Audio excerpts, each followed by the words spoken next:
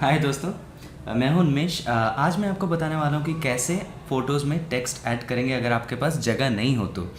अक्सर ऐसे केसेस में क्या होता है कि आपके पास एक फ़ोटो होता है, सोचिए ये फ़ोटो है और आपको इधर कुछ लिखना है, ठीक है? प्लेन सा ग्रीन बैकग्राउंड है, बहुत अच्छा है लिखने के लिए, लेकिन आपके साथ प्रॉब्लम ये हो गया कि यहाँ पे काश कुछ थोड़ा और स्पेस होता तो बात ही कुछ और होती। तो आज मैं आपको बताने वाला हूँ कि कैसे आप इसमें स्पेस ऐड कर सकते हैं विदाउट क्लोनिंग, विदाउट इसको स्ट्रेच किए। तो आप अगर ये जानना चाहते हैं तो आप ये वीडियो देखते रहिए और मैं आपको बताते रहूँगा कि ये कैसे करना है। चलिए शुरू करते हैं। तो आज मेरे साथ है ऋषभ, जो अपने डाउट्स पूछेंगे। तो हो सकता है इसमें से कुछ डाउट्स आपके हों तो अच्छा रहेगा, कुछ आपके भी डाउट सॉल्व हो जाएंगे या बताते समय, क्योंकि आप मुझसे इंटरेक्ट नहीं कर सकते, बाद में कमेंट्स में तो कर ही सकते हैं, अभी आप तो कर नहीं सकते। तो ऋषभ है मेरे साथ हेलो doubts गाइस। पूछने के लिए। तो हाय ऋषभ। हेलो। चलो, तो सबसे पहले मैं ये फ़ोटोशॉप में इंपोर्ट करता हूँ। तो ये फ़ोटोशॉप खुला हुआ है, मैं फ़ाइल में जाता हूँ, फ़ाइल ओपन। तो ये जो फाइल है मैंने डेस्कटॉप में रखी है पिजन के नाम से, तो पी दबाऊँगा, ये रहा, ओपन किया, ठीक है।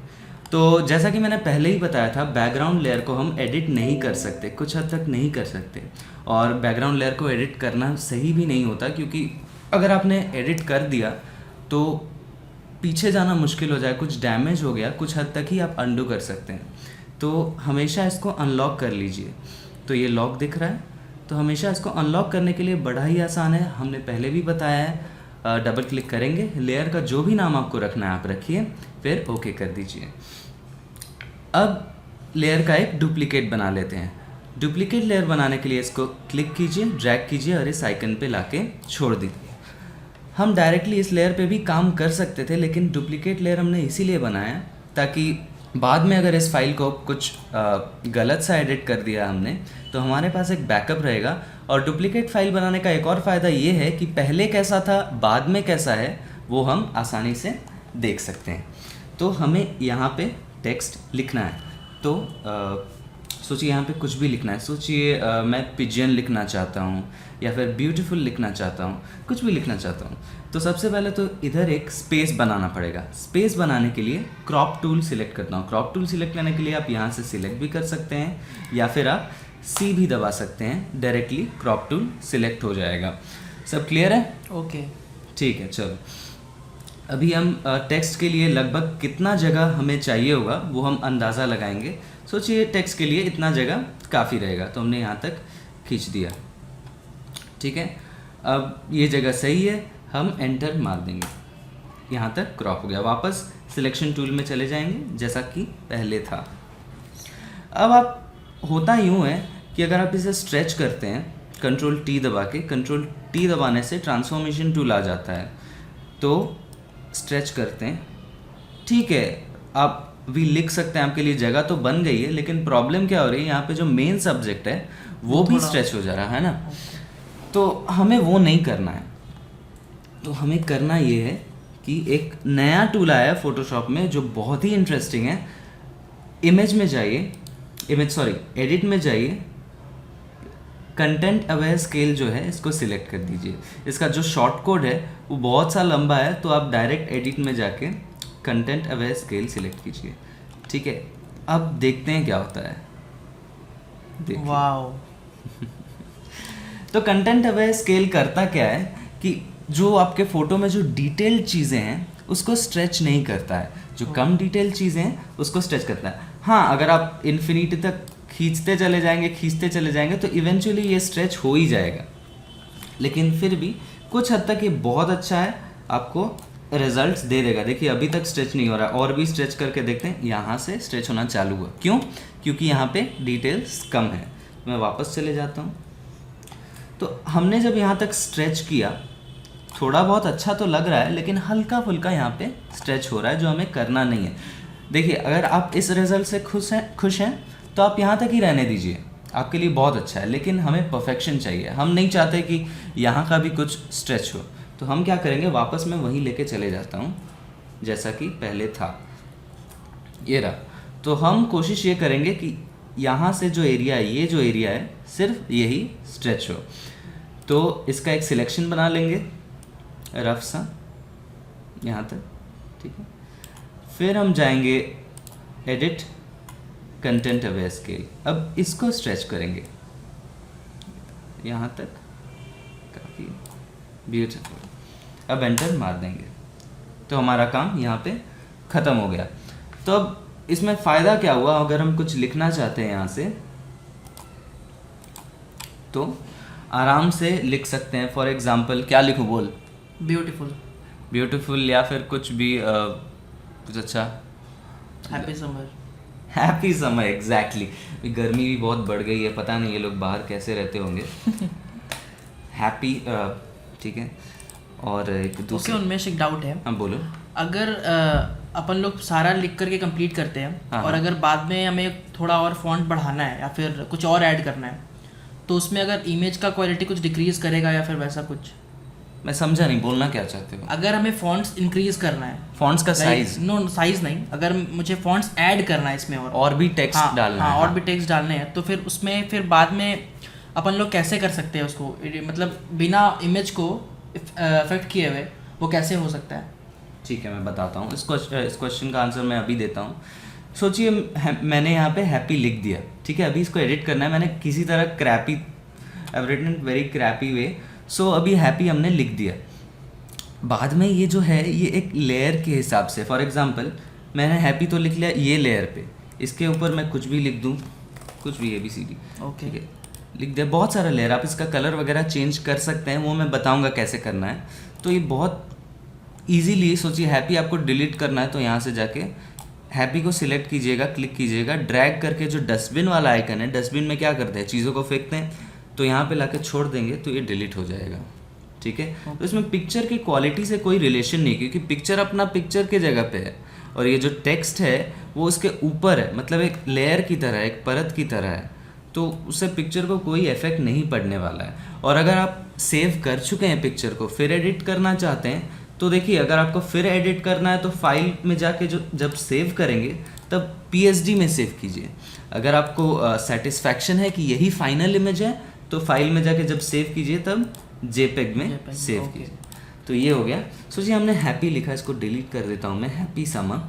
तो एक अच्छा लिखने का तरीका, मेरा जो फेवरेट है, तो पहले हैप्पी तो लिख लिया, फिर समर लिख लेते हैं, फिर मैं आपको बताता हूँ क्या है। ये जो फॉन्ट मैं यूज़ कर रहा हूँ ये जोसेफिन सैंस है, ये गूगल फॉन्ट्स में आपको मिल जाएगा, एक फ्री फॉन्ट है। तो ये हैप्पी है, इसको मैं थोड़ा सा बड़ा कर देता हूँ। देखिए बड़ा करने के लिए, छोटा करने के लिए, स्ट्रेच करने के लिए, कुछ भी करने के लिए Ctrl+T दबाइएगा तो ये डायरेक्ट शॉर्टकट आ जाएगा। वैसे तो आप एडिट में जाके, ट्रांसफॉर्म में जाके भी कर सकते हैं स्केल या फिर रोटेट स्क्यू, लेकिन Ctrl+T सबसे अच्छा तरीका है ये लाने के लिए। फिर उसके बाद स्ट्रेच आप कीजिए। देखिए स्ट्रेच करने पे एक प्रॉब्लम आ रही है। प्रॉब्लम क्या, गेस कर सकते हो? नहीं। प्रॉब्लम ये आ रही है कि हम प्रोपोर्शन में इसको नहीं रख पा रहे हैं। फॉर एग्जांपल मैंने स्ट्रेच करते करते ऐसी गलती कर दी तो ये लंबा हो गया, या फिर ऐसी गलती कर दी तो ये चौड़ा हो गया। हमें वो नहीं चाहिए, हमें प्रोपोर्शन में बड़ा करना है। तो प्रोपोर्शन में बड़ा करने के लिए इसको मैं शिफ्ट दबा के रखूँगा, फिर इसको ड्रैग करूँगा तो ये प्रोपोर्शन में बड़ा होगा। तो मेरे हिसाब से ये साइज़ ठीक है ना? परफेक्ट, ठीक है। चलो एंटर मार देते हैं।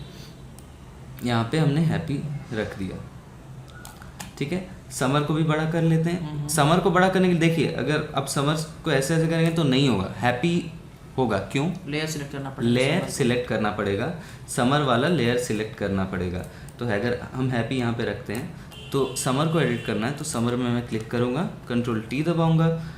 अब मैं चाहता हूँ कि सेम जो है विड्थ का हो समर, तो उस हिसाब से मैं बड़ा करता हूँ।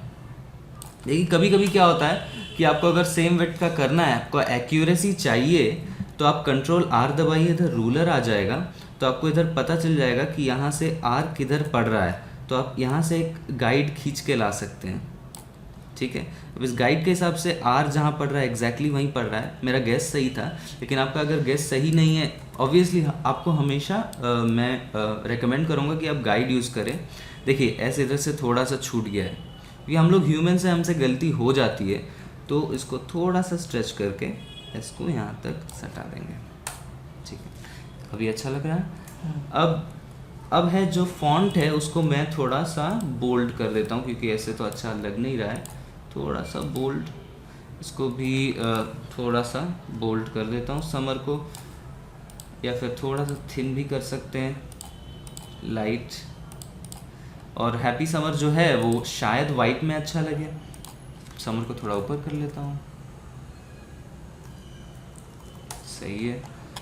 हैप्पी को वाइट करने के लिए जैसा कि आप बहुत आसान है, इसको सिलेक्ट कीजिए, यहाँ से वाइट कर दीजिए। इसको समर को सिलेक्ट कीजिए, यहाँ तक, यहाँ से वाइट कर दीजिए, तो आपका पिक्चर रेडी है।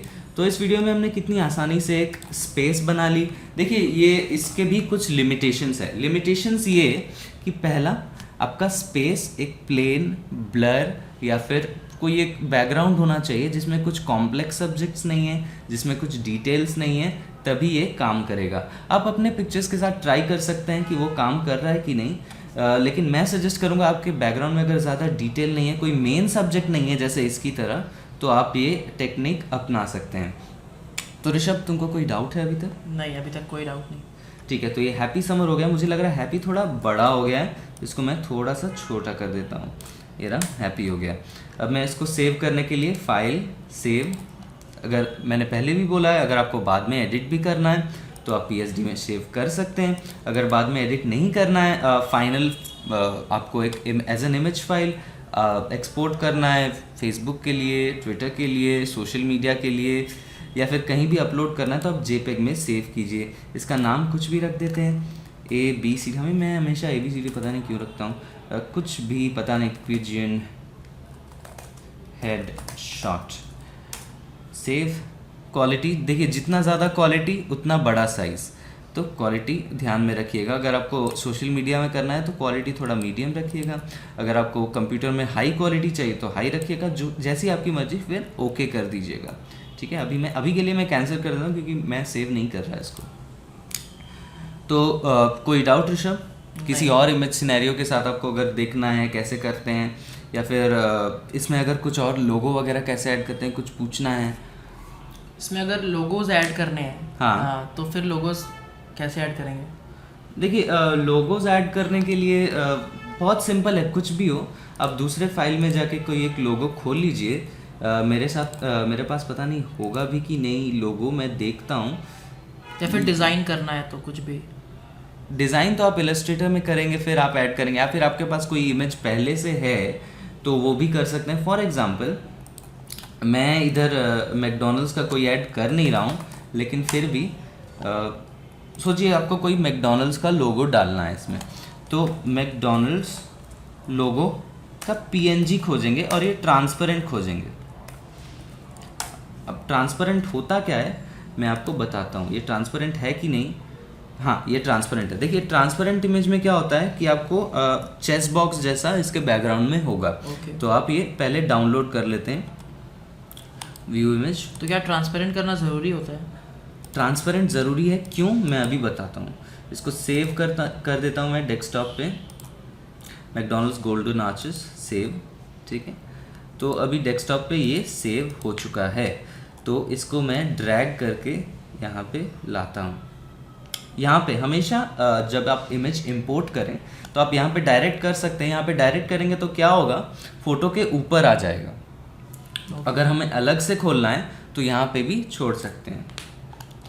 इसको Ctrl+A किए, Ctrl+C किए, फिर Ctrl+A मतलब पूरा सिलेक्ट हो गया, ठीक है, Ctrl+C मतलब पूरा कॉपी हो गया, और इस इमेज में जाएंगे फिर Ctrl+V कर देंगे, आ गया लोगो। अब इसको फिर Ctrl+T करेंगे और जगह पे अरेंज कर देंगे।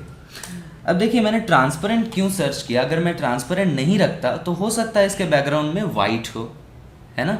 ट्रांसपेरेंट का मतलब ये कि ये लोगो ट्रांसपेरेंट है, इसमें कुछ नहीं है, आप किसी में भी डालिए, कहीं भी इसको मूव कीजिए, ये ट्रांसपेरेंट है। अगर ये ट्रांसपेरेंट नहीं होता तो इसके बैकग्राउंड में एक स्क्वायर वाइट आ जाता।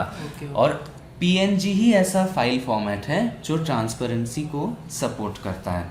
और एक बात ध्यान में रखिए दोस्तों, देखिए क्या होता है कि मैंने ये जो लेयर है, मतलब ये लोगो का लेयर है, मैं इसको नाम दे देता हूँ। नाम देने के लिए जो लेयर है उस पर जो टेक्स्ट है उस पर डबल क्लिक करेंगे, उधर लिखेंगे मैकडॉनल्ड्स कुछ भी, ठीक है, इसको ऊपर ला लेते हैं देखिए लेयर जितना ऊपर नीचे होगा उतना परतों की तरह वो भी ऊपर नीचे होगा, जैसा कि मैंने पहले वीडियो में बताया था। तो ये रहा। अब इसको बड़ा छोटा कर सकते हैं। और एक बहुत ही इम्पॉर्टेंट बात मैं आपको बताने जा रहा हूँ, इसको ध्यान से सुनिएगा, हो सके तो नोटबुक में लिख लीजिएगा। देखिए जब भी आप कोई लोगो वगैरह ऐड करेंगे तो आप ध्यान में रखिएगा कि इसको राइट क्लिक करके कन्वर्ट टू स्मार्ट ऑब्जेक्ट कर दें। इससे क्या होता है, बहुत इंपॉर्टेंट चीज़ है कि आप इसको बड़ा कर दिए, एंटर मार दिए, फॉर एग्जांपल इतना बड़ा आपको रखना है, फिर एंटर मार दिए, ठीक है, फिर इतना छोटा करना है, एंटर मार दिए, ठीक है। अगर आप इसको स्मार्ट ऑब्जेक्ट के बिना करेंगे तो क्या होगा मैं बताता हूँ आपको। फॉर एग्जांपल हमने इसको ऐसा कर दिया, ठीक है। अभी मैं इसको छोटा करता हूँ, कंट्रोल टी दबाता हूँ, इतना छोटा कर देता हूँ, ठीक है, एंटर दबा देता हूँ, छोटा तो हो गया। अब फिर कंट्रोल टी दबाता हूँ, फिर बड़ा करता हूँ, क्या प्रॉब्लम आ रहा है, थोड़े पिक्सल्स घट गए उसके, पिक्सल्स घट गए।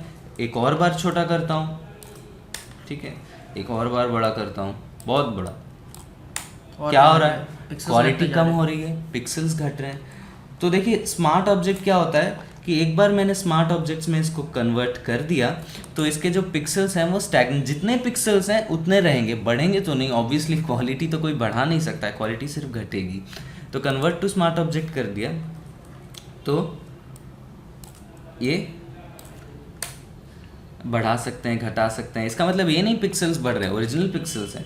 इसका मतलब ये कि अगर आप छोटा करते हैं, छोटा करने के बाद पिक्सल्स घटने के बाद अगर आप बड़ा वापस करते हैं तो ये रिटेन आपका कर देगा।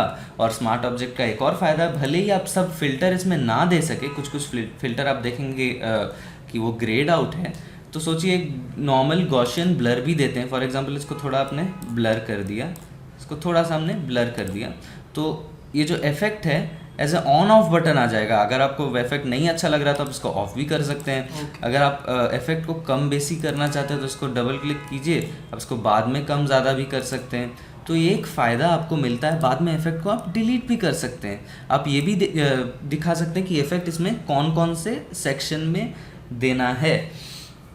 तो ये फ़ायदा हो गया आपके स्मार्ट ऑब्जेक्ट की। दोस्तों मुझे उम्मीद है कि आपको ये वीडियो पसंद आया होगा। तो अगर आपको ये वीडियो अच्छा लगा, आपने कुछ सीखा, तो ज़रूर सब्सक्राइब करें, लाइक करें, वीडियो को दोस्तों के साथ शेयर करें। तब तक के लिए नमस्कार दोस्तों, जय हिंद, वंदे मातरम।